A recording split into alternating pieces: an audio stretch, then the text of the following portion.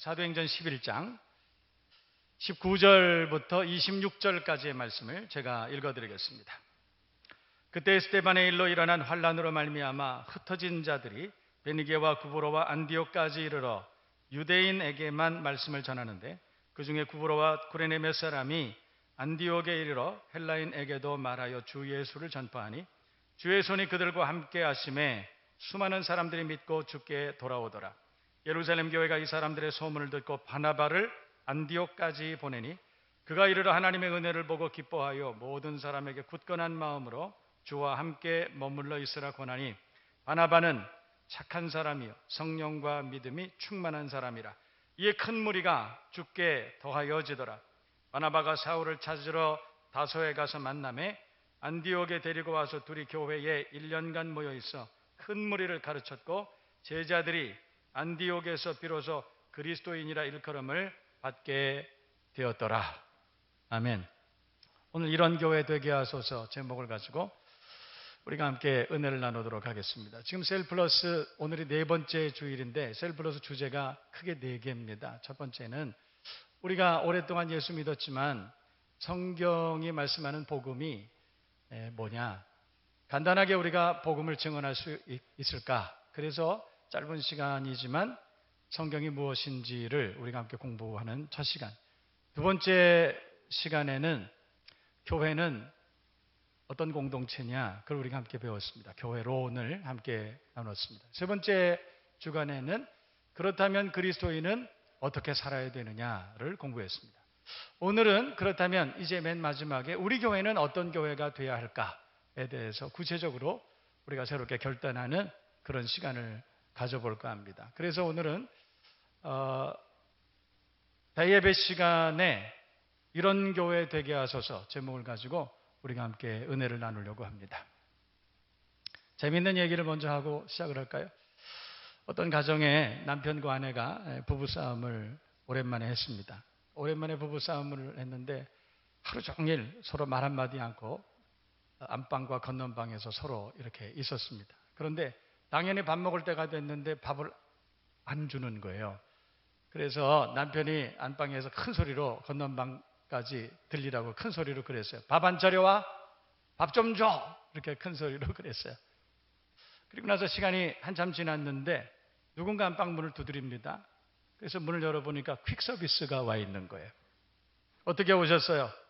그러니까 퀵서비스 배달원이 제가 지금 전화 받고 건넌방에서 안방까지 밥상 배달해 달라고 그래서 왔습니다. 황당했습니다. 그런데 남편이 밥상을 딱 받고 내려놓으니까 퀵서비스가 착불입니다. 우리 옆에 있는 분들, 뒤에 있는 분들과 우리 서로 이렇게 인사하고 시작할까요? 인생이 그렇게 길지 않습니다. 웬만하면 용서하고 이해하고 사랑하고 화목하고 그렇게 삽시다. 자, 시작. 인생이 그렇게 길지 않습니다. 그런데 왜 부부끼리는 안 합니까?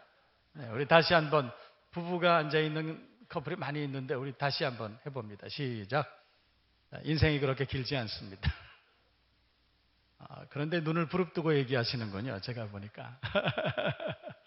화목한 가정, 아름다운 가정, 사랑이 넘치는 가정 그렇게 되시기를 주님의 이름으로 축복합니다. 여러분, 그래서 정말 우리가 얼마나 행복한 가정이라는 게 얼마나 중요하냐, 성경이 이렇게 말합니다. 잠언의 15장 17절 말씀이 있어요. 우리 스크린으로 한번 보실까요? 우리 다 같이 한번 읽어봅니다. 잠언 15장 17절 말씀. 1부 때는 있었는데 여기 있습니다. 다 같이 읽어봅니다. 시작. 서로 사랑하는 것이 잘된 소를 먹으며, 그러니까 소고기 먹으면서 미워하고 사는 것보다 가난하지만 서로 사랑하며 사는 게 낫다, 이런 뜻이죠. 더 재미있는 말씀, 그러나 심각한 말씀 또 있습니다. 잠언 19장 13절 14절 우리 다 같이 읽어봅니다. 시작. 그 아비의 재앙이요, 다투는 아내는, 이거 이해가 되는 말씀입니다. 다투는 아내는 이어 떨어지는 물방울이니라. 그러죠. 또 집과 재물은 조상에게서 상속하거니와 슬기로운 아내는 여호와에게로서 말미암느니라 그랬어요. 좋은 배우자 만나는 게 얼마나 중요한지 몰라. 여러분, 결혼해서 배우자를 훌륭한 배우자 만들겠다. 그 야무진 꿈입니다. 안 됩니다. 좋은 배우자 만나는 것이 은혜인 줄로 믿습니다. 그래서 여러분들 이미 다 끝났지만 청년들은 기도해야 됩니다. 좋은 배우자 만나게 해 주옵소서. 사실 저는 40대 초반에 교회를 담임하게 됐습니다. 그때는 혈기가 왕성하고 아주 비전이 있었습니다. 그때 무슨 생각을 했냐면 나는 정말 훌륭한 교회를 목회를 해야 되겠다. 그래서 내가 목회하는 교회는 모든 사람들이 변화돼서 정말 훌륭한 그리스도인이 될 것이다. 그런 푸른 꿈을 꾸고 목회를 시작했습니다. 그리고 제가 횟수로 따지니까 만 16년이 지나 17년째 제가 이렇게 가만히 지난 날을 돌아보니까 변화된 사람은 아무도 없습니다. 그래서 제가 기도의 전략을 바꿨습니다. 어떻게 바꿨냐면 주님 이제 좋은 분을 만나게 해 주옵소서. 좋은 사람을 만들겠다보다는 내가 좋은 만남의 축복을 받게 하옵소서. 그렇게 지금 기도하고 있는 중입니다. 여러분 좋은 그리스도인들이 되시기를 바라고 그런 만남의 복을 받는 저와 여러분 모두가 되실 수 있기를 주님의 이름으로 축복합니다. 그래서 제가 검색을 좀 해봤습니다. 요즘 결혼을 앞둔 청년들이 어떤 배우자를 원하는가. 그래서 제가 찾아봤는데 항목이 굉장히 많더군요.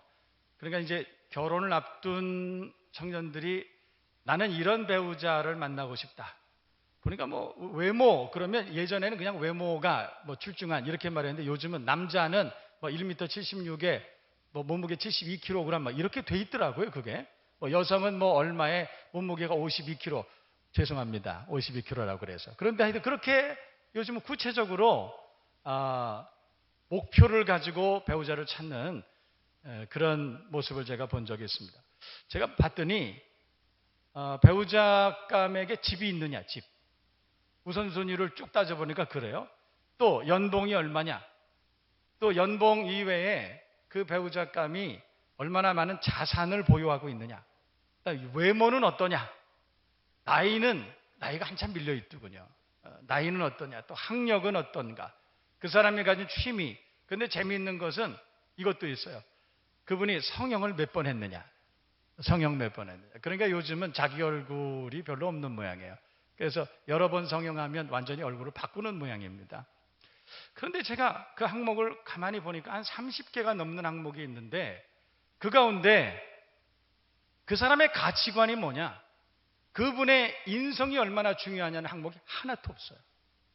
가치관이 그 사람은 어떤 가치관을 가지고 사느냐 어떤 인성을 가진 사람이냐 사실은 이게 가장 중요한 것이 아닐까 그런 생각이 드는데 사람들은 그 이외에 다른 항목에 관심이 많은 것 같습니다. 저는 이제까지 목회자로 목회를 하면서 또 나름대로 인생을 살아가면서 생각 많이 했습니다. 어떤 사람이 돼야 할까에 대해서 또 어떤 사람과 함께 사는 게 정말 행복할까에 대해서 생각을 많이 하게 됐는데 세월이 갈수록 제게 분명하게 정리되는 것이 있는데 그건 뭐냐면 착한 사람과 사는 것이 행복이구나 그런 생각이 들었어요. 부자와 사는 것이 행복이 아니라 똑똑한 사람하고 사는 것이 행복이 아니라 뭐 유명한 사람하고 사는 것이 행복이 아니라 착한 사람하고 사는 것이 그게 행복이 아닐까. 여러분 모두가 착한 사람 되기를 바랍니다. 유능한 사람, 유명한 사람 되기 전에 좋은 사람, 착한 사람 꼭 되시기를 주님의 이름으로 축원합니다. 축복합니다. 실제로 제가 목회를 하면서 지난날 만났던 많은 그 가정들, 커플들이 있습니다. 그런데 제가 이렇게 지난날을 가만히 되돌아보면서 오늘 이 설교를 준비하면서 지난날 제가 목회하던 목회 현장에 만났던 수많은 사람들 가운데 정말 행복했던 사람은 누구였을까? 제가 이렇게 한번 살펴보게 됐는데 두 가정이 생각났습니다. 어떤 가정이냐면 한 가정은 연세가 이제 50대 후반, 이제 60 이 정도 되시는 가정이었는데 언제나 자녀들과 예배를 함께 나오세요. 그런데 오시면 부부가 맨 끝에 양쪽에 앉으시고 꼭 자녀들을 가운데 이렇게 앉히시더라고요. 그러니까 오전에도 주일 되면은 자녀들과 함께 와서 꼭 앉으면 요 앞자리에 이렇게 앉으세요. 오늘 우리 조승희 집사님처럼 딱 이렇게 가운데 앉으시고 그리고 저녁 때에도 오시면 딱 그 자리에 앉으세요. 그래서 늘 맨 앞에 앉으셨기 때문에 오랫동안 기억나는 그런 가정. 목회자로서도 참 부러운 가정이었습니다. 또 한 가정이 생각납니다. 그 가정은 경제적으로는 그렇게 윤택하고 넉넉한 가정은 아니었던 것 같습니다. 그랬는데 아내가 여중 여고 앞에서 리어카 행상을 하시는 가정이었어요. 남편은 어느 회사의 영업사원을 하고 계셨습니다. 그런데 아침에 새벽에 나와서 새벽 기도회가 1부, 2부, 3부가 있던 교회였는데 맨 1부 예배를 드리세요. 두 분이 꼭 손 붙잡고 나오셔서 예배를 드리시고 당신이 사시는 골목에다가 리어카를 세워놓을 수가 없었기 때문에 꼭 교회 앞마당에다 세워놓으셨어요. 그래서 예배를 둘이서 꼭 드리고 뭘 그렇게 즐거운지 새벽부터 하하호 웃으면서 리어카를 두 분이 끌고 가세요. 끌고 가서 그래서 그 여중여고 그 앞에 가서 이렇게 자리를 잡고 그리고 그 남편은 이미 경동시장, 노량진 수산시장 이런 데 가가지고 미리미리 고구마를 파는 철이면 고구마를 미리미리 몇 박스를 사다가 다 이렇게 갖다 준비해 놓는 거예요. 얼마나 행복해 보이는지. 그리고 남편은 하루 일과가 다 끝나면 아내가 수고하는 그 행상하는 자리 갑니다. 가가지고 나머지 시간이 다 될 때까지 같이 그렇게 웃으면서 행복하게 그 일을 다 마치고 둘이서 리어카를 끌고 오세요. 그리고서는 리어카를 교회 앞마당에 세워놓고 그리고 두 분이 꼭 예배당에 와서 손을 잡고 그렇게 무릎을 꿇고 기도해요. 밀레의 만종을 보는 것보다 훨씬 더 감동적인 그런 기억이 저에게 있습니다.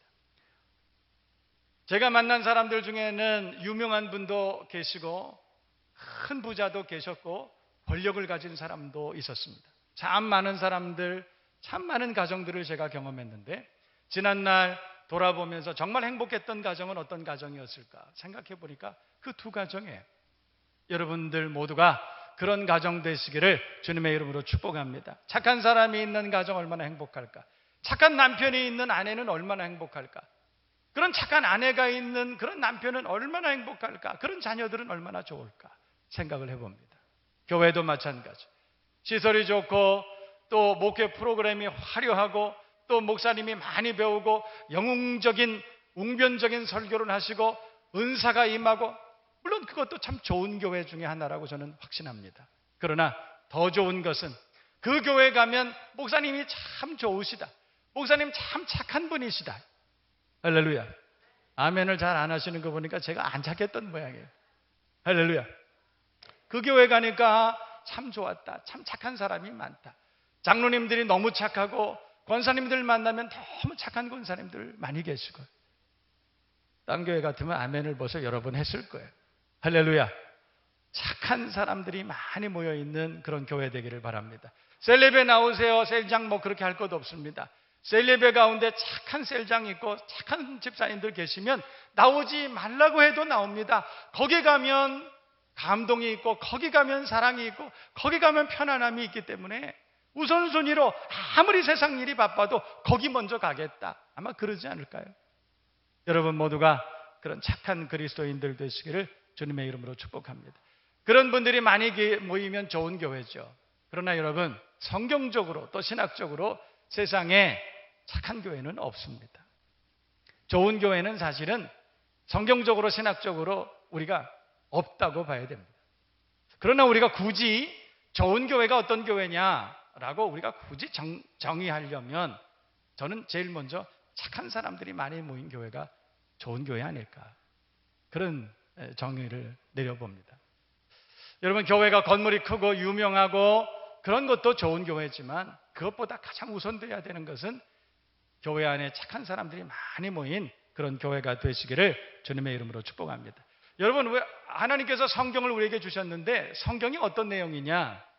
관점에 따라서 성경을 여러 가지로 여러 면으로 해석할 수 있겠지만 여러 가지 관점으로 해석할 수 있겠는데 교회론의 관점으로 성경을 보면 성경은 하나님의 교회 만들기 이야기예요. 다시 말해서 구약 성경은 하나님께서 어느 날 아브라함을 부르셔서 그래서 내가 너로 큰 민족을 이루겠다. 그래서 하나님께서는 실제로 야곱을 통해서 12아들을 낳게 하시고 그 12아들을 통해서 12지파를 만들고 이스라엘이라고 하는 신앙 공동체를 만드신 거예요. 알고 보면 이 이스라엘은 하나님 앞에 굉장히 큰 신앙 공동체였다는 것입니다. 교회죠. 오늘날로 말하면 교회인 거예요. 거대한 교회인 것입니다. 다시 말해서 구약은 하나님의 교회 만들기 이야기 그렇습니다. 신약도 마찬가지죠. 신약도 요한계시록을 보면 이후에 하나님께서 우주적으로 만드신 교회가 있는데 아무라도 능히 셀 수 없는 큰 무리가 보좌 앞에 서서 이렇게 말씀하고 있습니다. 그런데 그것이 구체적으로 어떻게 이루어지는가 하면 사복음서를 보면 예수님께서 12제자를 세우시면서 교회의 씨앗을 만드세요. 야곱의 12아들처럼 예수님께서 12제자를 세우시면서 교회의 씨앗을 만드시고 사도행전으로부터 시작해서 요한계시록까지 하나님께서 우주적인 교회를 만들어 가시는 과정, 역사적 과정을 성경이 설명하고 있다 이 말이에요. 그러니까 교회론적 관점을 보면 신약도 하나님의 교회 만들기 아니겠나. 이해되시면 아멘. 그러니까 성경 전체는 하나님의 교회 만들기라고 하는 사실이에요. 할렐루야. 그러니까 교회론의 관점에서 보면 그렇습니다. 기독교 교육의 관점에서 보면 또 다른 해석을 할 수 있습니다. 또 구원론의 관점으로 보면 또 다른 해석이 가능합니다. 그러나 교회론으로 우리가 볼 때 하나님은 교회에 관심이 많으시다. 하나님은 하나님의 교회를 만들기 위해서 역사를 섭리하신다. 할렐루야. 이건 굉장히 수준이 높은 이야기인데 이 말씀이 이해되시면 아멘. 우리 교인들이 이렇게 수준이 높은 거예요. 그런데 문제는 하나님은 왜 그렇게 교회를 소중하게 여기실까? 하나님은 왜 인류의 역사를 교회 만들기에 가장 방점을 찍고 계셨을까? 왜냐하면 첫 번째는 하나님은 교회를 통해서 신앙이 전승되기를 기대하셨기 때문에 그래요. 뭘 기대하셨다고요? 하나님께서 가정을 만드신 이유도 또 교회를 만드신 이유도 공동체를 만드신 이유도 공동체의 목적은 신앙 전승이에요. 신앙 전승. 제가 말하는 이 공동체는 가정을 포함한 두세 사람 이상이 모인 모든 단체를 말하는 거예요. 하나님께서 이 땅에 기관을 만드신 이유는 신앙이 전승되기를 기대했기 때문에 그래요. 그래서 입으로 마음에서 마음으로 우리의 삶을 통해서 모든 사람에게 하나님의 놀라우신 섭리 그 은혜의 말씀이 증거되기를 원하셨다 이 말이에요. 그래서 여러분 우리가 결혼을 하는 것도 목적은 신앙을 전승하기 위해서요. 하나님께서 여러분들을 선교사로 가정마다 보내시고 자녀들을 여러분들에게 허락하시고 그 자녀들에게 생명의 복음을 전하게 하시고 그 신앙이 전승되기를 원하시는 줄로 믿습니다. 그러니까 여러분 부모는 선교사의 정체성을 가지고 있어야 돼요. 그래서 자녀들에게 신앙을 전승하는 것이 가장 큰 위대한 사명임을 깨닫고 그 신앙을 잘 전수할 수 있는 여러분 될 수 있기를 축복합니다. 세상 사람들은 종교는 자유야 이렇게 말하지만 여러분 종교는 결단코 자유가 아닙니다. 여러분 신앙은 결단코 자유가 아닙니다. 세상은 그건 자유야 이렇게 말하면서 신앙이 전승되지 않기를 기대하고 신앙이 전승되는 것을 방해해요. 자녀들이 부모가 어느 날 너 예수 믿어야 돼 그러면 아버지 엄마 신앙은 자유예요. 왜 촌스럽게 그러세요? 여러분 요즘 세상은 그렇게 얘기합니다. 그러나 아니에요. 신앙은 자유가 아닙니다. 제가 우스갯소리 반 진담 반 한번 제가 경험했던 걸 얘기한 적이 있었는데 여러분 가족들이 이렇게 모여서 한번 한 15년 20년 전쯤인데 가족들끼리 이렇게 남매가 형제들이 다 모여서 래프팅을 간 적이 있습니다. 한 20여 년 전이니까 저도 젊었을 때 그래서 남매들이 많아서 그 배우자들하고 쭉 해서 래프팅을 했는데 그렇게 물살이 세지도 않았는데 누가 빠졌어요. 누구라고 얘기할 수는 없지만 누가 하나가 쑥 빠졌어요. 그랬는데 빠졌는데 그 빠진 그 사람을 구하러 간 사람이 딱 한 사람이었어요. 저였습니다. 그러면 빠진 사람이 누구였겠어요? 여러분 아무도 구하러 가지 않습니다. 여러분 왜 제가 거기에 뛰어들어갔겠어요? 빠지자마자 0.1초 만에 뛰어들어간 게 저예요. 왜냐하면 제가 제일 사랑했기 때문에. 여러분 정말로 자녀들을 사랑한다면 정말로 배우자를 사랑한다면 빠졌네? 점점 죽어가네? 물속에 들어가서 안 나오네? 여러분 그러고 있을 수 있겠어요? 0.1초 만에 뛰어들어가야 되는 것 아니에요?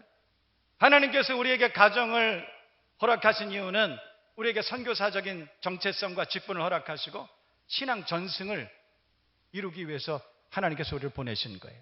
이해되시면 하면 그 사명 잘 감당하는 여러분 될 수 있기를 축복합니다. 두 번째, 하나님께서 가정을 소중하게 여기시는 이유는 고린도후서 1장을 보면 참 은혜로운 말씀이 기록이 되어 있는데, 하나님께서는 우리를 위로하시는 하나님이시라고 그렇게 선언하고 계십니다. 이해되시면 하면 하나님은 우리를 어떻게 하시는 하나님? 위로하시는 하나님이시라는 거예요. 하나님께서 우리를 위로하신다. 우리가 하나님 앞에 예배드리러 나올 때마다, 예배 때마다 하나님은 우리를 위로해 주시고 말씀과 성령으로 우리를 격려해 주시는 좋으신 하나님이신 줄로 믿습니다. 그렇다면 하나님은 왜 우리를 격려해 주실까? 왜 우리를 위로해 주실까? 고린도후서 1장을 보면 우리가 하나님께 받은 위로로 많은 사람들을 위로하게 하시는 이시로다. 하나님은 우리를 위로해 주시고 위로받은 우리를 통해서 많은 사람들을 위로하게 하시는 이시기 때문에, 그래서 하나님께서 이 땅에 교회를 세워주셨다 이 말이에요. 다시 말해서 교회는 하나님의 위로가 넘치는 공동체가 되어야 할 줄로 믿습니다. 뿐만 아니라 하나님께로부터 받은 위로로 세상을 위로할 수 있는 저와 여러분 모두가 되시기를 다시 한번 주님의 이름으로 축원합니다. 축복합니다. 어떻게 위로할 수 있어요? 우리가 세상을 어떻게 위로합니까?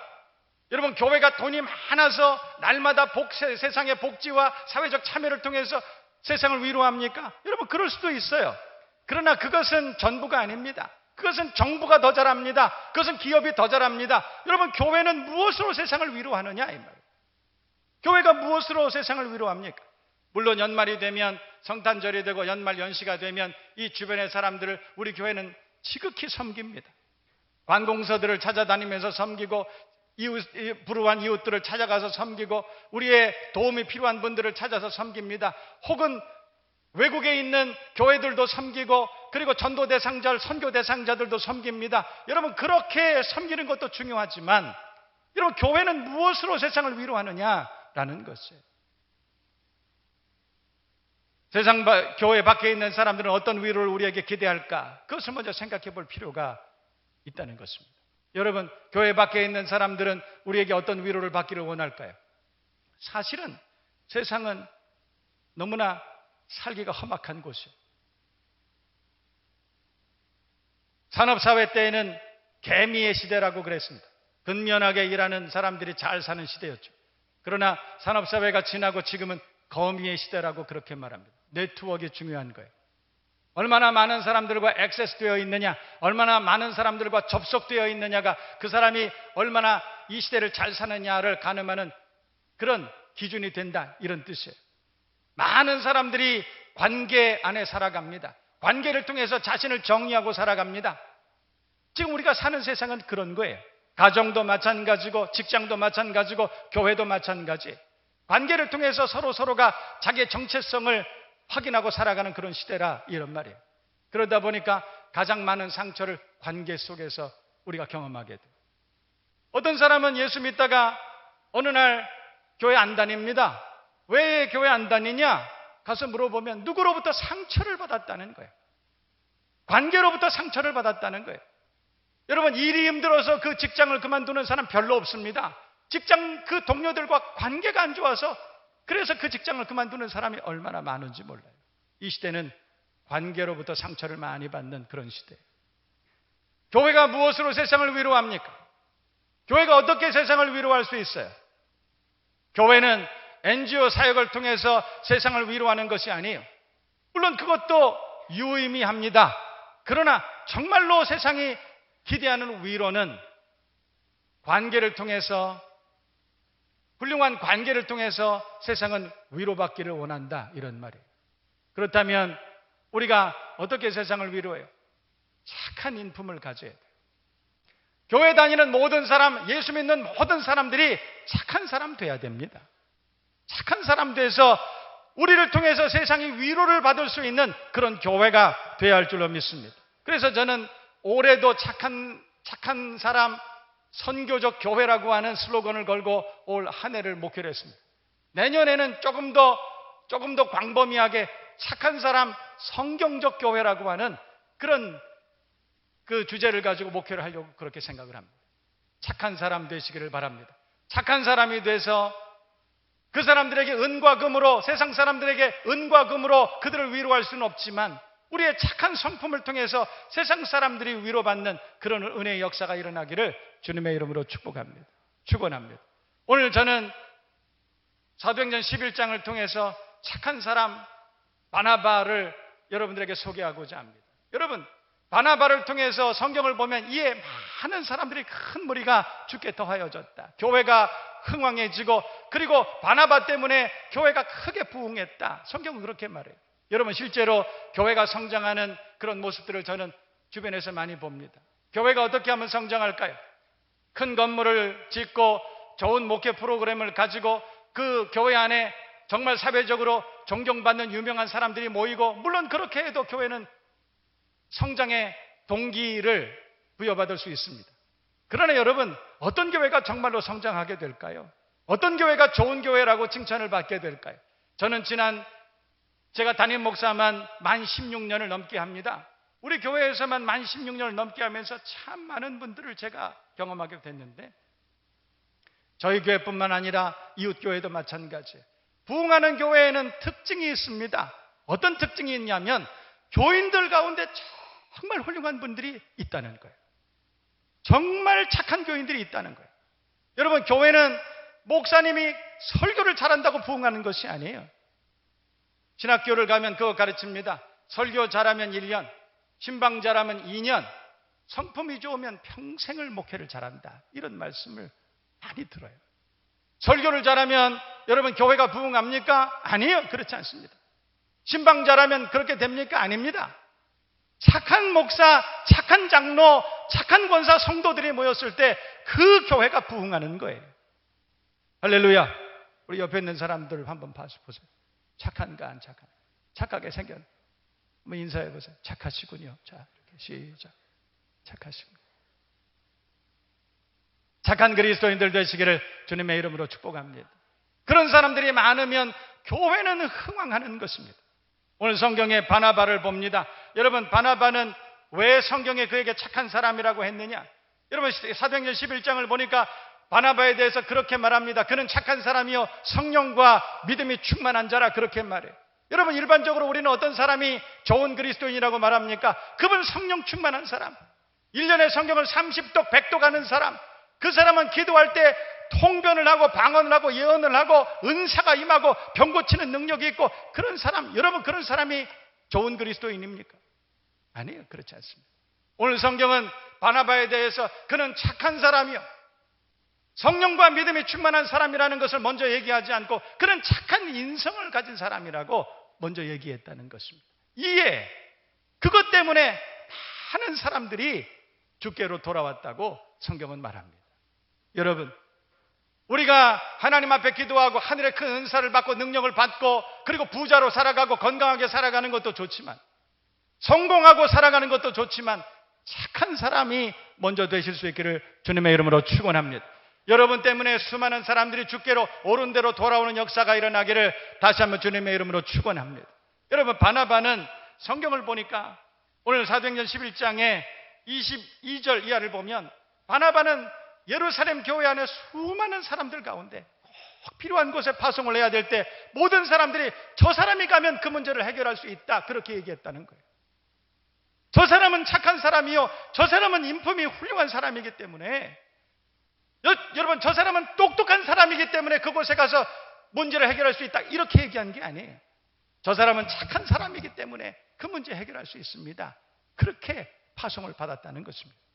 뿐만 아니라 바나바에 대해서는 성경이 여러 곳에서 증언합니다. 사도행전 4장 17절 이하를 보면 그렇게 말합니다. 그가 밭이 있음에 팔아 사도들 발 앞에 두었다. 바나바는 깊은 헌신의 사람이었다는 것이죠. 헌신의 본을 보인 그런 착한 사람. 9장 27절 이하도 보면 사울을 이해하고 용납해주고 변호해주고 추천해주고 지원해준 사람이 바로 바나바였다. 모든 사람들이 사울이라고 하는 청년의 회심을 믿지 않았습니다.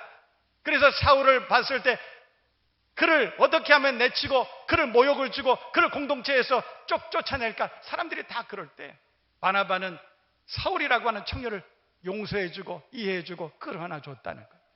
이후에 그 사울이 바울이 됩니다. 기독교 역사에 큰 획을 긋는 위대한 영웅이 되었습니다. 바나바가 아니었다면 그런 일은 일어나지 않았을 것입니다.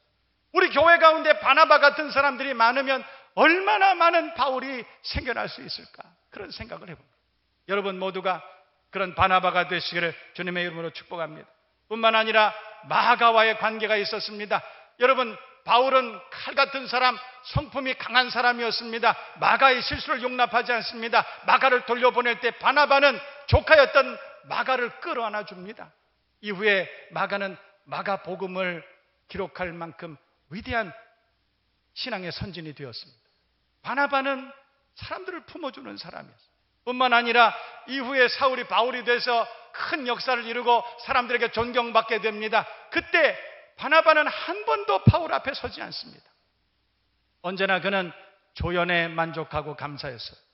주연이 되려고 하는 것이 아니라 언제나 조연됨으로 하나님 앞에 감사했던 사람. 여러분, 교회 가운데 많은 일들이 있습니다. 그 일을 하고 나서 그 공을 내가 갖기를 원합니다. 칭찬받기를 원합니다. 박수받기를 원합니다. 그런 사람들이 얼마나 많은지 몰라요. 그런 사람들을 볼 때마다 눈살을 찌푸리고 그런 사람들을 볼 때마다 실망합니다.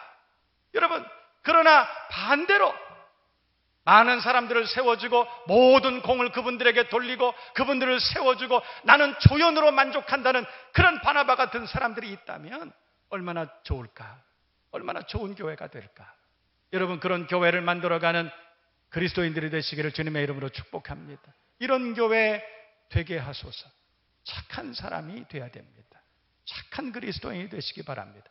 모든 장애물을 다 배제하고 그리고 착한 사람이 꼭 되시기를 주님의 이름으로 축복합니다. 여러분, 마지막으로 착한 사람 되면 어떻게 되느냐? 여러분, 우리가 착하게 살면 손해보고 무시당하고 그럴 것 같지요? 천만의 말씀. 오늘 성경을 보면 착한 사람 바나바 한 사람 때문에 교회가 흥왕하여 갈 뿐만 아니라 많은 사람들에게 칭찬받는 그리스도인이라 불리우게 됐다. 그렇게 말하고 있습니다. 우리가 착하게 신앙생활을 잘하고 섬기고 살아가고 사랑하고 살면 하나님께서 여러분들을 높여주시고 풍성케 하시고 할렐루야, 더 잘되게 하시는 성공적인 인생을 살게 하실 줄로 믿습니다. 이해되시면 아멘. 착한 사람 되시기를 주님의 이름으로 축원합니다. 축복합니다.